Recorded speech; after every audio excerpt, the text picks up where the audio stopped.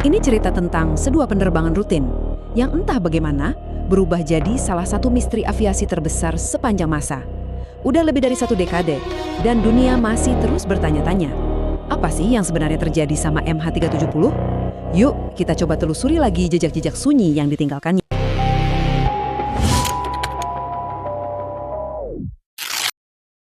Semuanya berawal di malam yang kelihatannya biasa-biasa aja, 8 Maret 2014. Malaysia Airlines dengan nomor penerbangan MH370 lepas landas dari Kuala Lumpur tujuannya ke Beijing. Gak ada yang aneh sama sekali, langitnya tenang, pesawatnya stabil, ya kayak ribuan penerbangan lain yang terjadi setiap hari di seluruh dunia. Siapa sangka malam itu bakal jadi pengecualian. Di dalam pesawat itu ada 239 orang. Ada penumpang dari berbagai negara, ada keluarga yang mau liburan, pebisnis, dan tentunya awak kabin yang lagi bertugas. Masing-masing dari mereka punya cerita, punya harapan, punya rencana. Jadi angka 239 ini bukan sekedar statistik ya. Ini adalah 239 dunia yang hilang dalam satu malam. Nah, disinilah cerita yang normal tadi berhenti dan misteri abadi dimulai. Pertanyaannya, gimana caranya sebuah pesawat Boeing 777 yang super canggih di jalur penerbangan yang rame bisa hilang gitu aja tanpa jejak? Oke, mari kita lihat detik-detik terakhir sebelum pesawat itu seolah ditelan keheningan. Rangkaian kejadian ini adalah jantung dari misterinya. Jadi setelah kontak suara terakhir yang terdengar normal-normal aja, tiba-tiba transponder pesawat mati. Transponder ini kan alat vital banget buat ngasih tahu identitas dan lokasi pesawat ke menara kontrol. Dan matinya itu aneh, bukan cuma itu. Yang lebih ganjil lagi, pesawatnya kemudian berbelok tajam, menjauh dari rute yang seharusnya ke Beijing. Ini jelas sebuah manuver yang sengaja direncanakan. Dan inilah kata-kata terakhir yang kita dengar dari kokpit. Good night, Malaysian 370. Kalimat yang sangat tenang, sangat rutin. Nggak ada tanda-tanda bahaya, nggak ada panik sama sekali.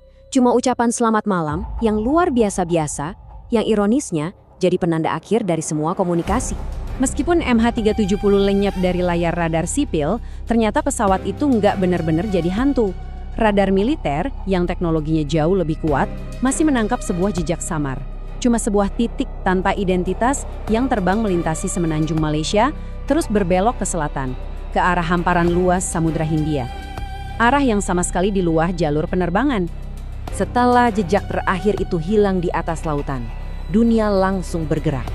Dari sinilah dimulai salah satu operasi pencarian paling besar, paling rumit, dan paling mahal dalam sejarah penerbangan. Puluhan negara dan teknologi tercanggih dikerahkan. Bayangin, puluhan negara menyisir jutaan kilometer persegi lautan. Tapi selama bertahun-tahun, hasilnya nol besar. Kosong. Baru di tahun 2015, sebuah potongan puing, bagian sayap yang disebut flaperon, ditemukan terdampar di Pulau Reunion, ribuan kilometer jauhnya dari area pencarian utama. Penemuan ini dan beberapa serpihan lain setelahnya jadi konfirmasi yang pahit. MH370 memang berakhir di Samudra Hindia. Oke, jadi penemuan puing-puing itu cuma menjawab di mana pesawat itu berakhir. Tapi sama sekali nggak menjawab pertanyaan yang lebih besar. Gimana caranya dan kenapa?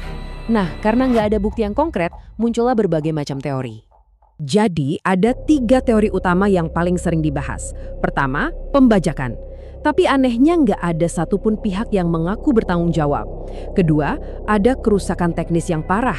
Tapi ini juga agak sulit menjelaskan kenapa manuver pesawatnya kelihatan sangat terkendali. Dan yang ketiga, ini yang paling kontroversial, yaitu adanya tindakan yang disengaja oleh seseorang di dalam kokpit. Tanpa kotak hitam, tanpa rekaman suara, semua ini ya cuma jadi spekulasi. Tapi, di luar semua misteri teknis dan teori-teori konspirasi, ada dampak yang jauh lebih dalam dan gak akan pernah hilang. Luka yang dirasakan oleh keluarga dan teman-teman yang ditinggalkan. Inilah inti dari tragedi MH370 sebenarnya. Bagi ratusan keluarga, ini bukan lagi soal berita utama atau teka-teki yang seru. Ini adalah lubang kosong dalam hidup mereka.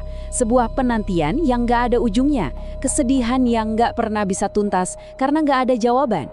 Ini adalah penderitaan nyata yang terus berlanjut, bahkan sampai sekarang. Kisah MH370 ini jadi semacam paradoks di zaman modern ya kan? Kita hidup di era di mana semuanya serba terhubung, kita bisa melacak hampir apa saja. Tapi hilangnya sebuah pesawat raksasa ini jadi pengingat yang telak.